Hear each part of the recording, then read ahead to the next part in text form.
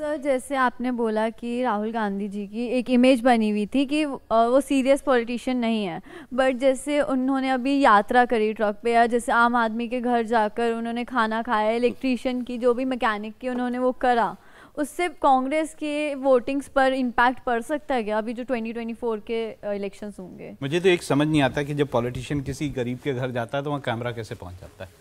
वो तो ये जो पॉलिटिकल जो, मैं इसे शायद कोई बुरा माने, लेकिन ये पॉलिटिकल स्टंट जो हैं ये बहुत ज़्यादा पे नहीं करते। देखिए ग्राउंड लेवल पर पॉलिटिक्स किया जाना, ग्राउंड लेवल पर, चलिए हम यही बात करते हैं कि एक आदमी एक पॉलिटिशियन कैसे बनता है। वो ऐसे बनता है कि वो एक रीजन के लोगों के सुख दुख में काम आता है, वहाँ पे जब उसको दिक्कत होती है तो वो उसकी दिक्कतें सॉल्व करता है, वो एडमिनिस्ट्रेशन के साथ जो दिक्कतें उन्हें आ रही होती हैं वहाँ जाके उसका सोल्यूशन करता है। इस तरह से बनते हैं। तो आपको लगता है कि इस सारे उसमें कहीं राहुल गांधी आपको दिखते हैं? नहीं, लेकिन वो कंसिस्टेंटली कर रहे हैं, कभी किसान के खेत में, कभी मैकेनिक बन करके, अब उनकी शायद टीम थोड़ी बेहतर हुई होगी जो उन्हें समझा रही है कि आखिर करना क्या। चलिए पूछिए, अगला सवाल पूछिए। सर मेरा आपसे क्वेश्चन ये है कि इंडिया गठबंधन ने बहुत सारे न्यूज़ चैनल को ये कह के बाइकआउट कर दिया कि गोदी मीडिया है, तो सर आपका इस पे क्या कहना है? नहीं, ये कोई नई बात नहीं है कि जो है कोई पॉलिटिकल पार्टी जो है किसी चैनल को बाइकआउट कर रही है। ये हमेशा से होता है। अगर कोई मैं अब भी जानता हूँ कि कई राज्यों में कई अखबारें बाइकआउटेड हैं, उनको जो है इश्तिहार नहीं दिए जाते हैं सरकार की तरफ से। तो ये कोई नई बात नहीं है। जो जब पार्टी को एक लगता है कि कोई पर्टिकुलर मीडिया हाउस जो है या मीडिया चैनल जो है वो उनकी तरफ की बात नहीं कर रहा है या उनकी तरफ से नहीं बोल रहा है, तो ये सब कुछ होता है। नमस्कार सर, मेरा नाम बालकृष्ण मिश्रा है। मेरा प्रश्न आप सभी से, आगामी लोकसभा चुनाव में बहुत सारे ऐसे मुद्दे हैं जो भारतीय लोकतंत्र की दशा और दिशा तय करने वाले हैं।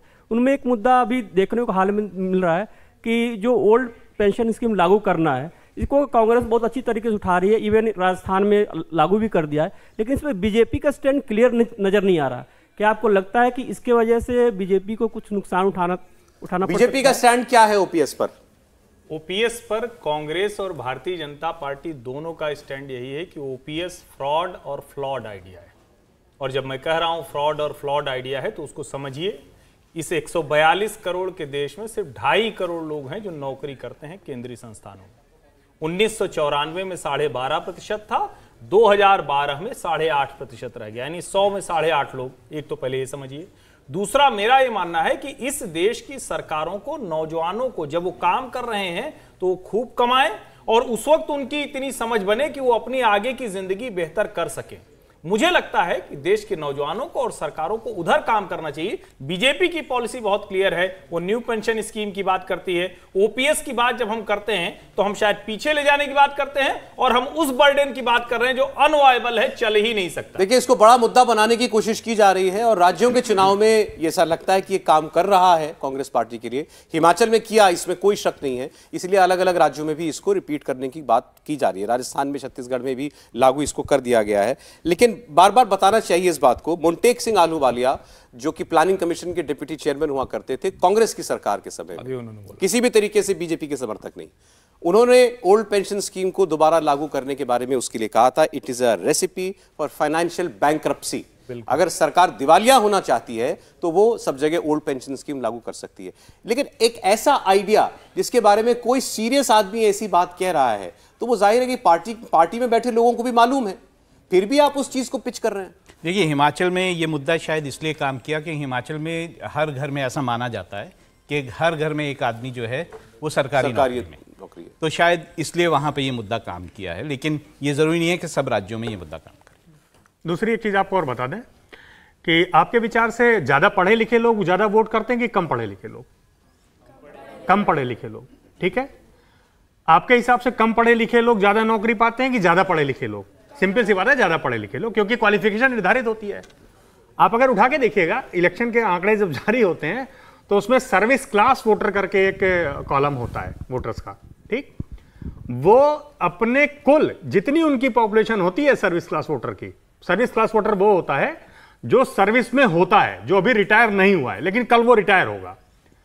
अपनी टोटल जो सर्विस क्लास वोटर रजिस्टर्ड होता है ना, उसका 1/10 लोग वोट करते हैं, 10% लोग।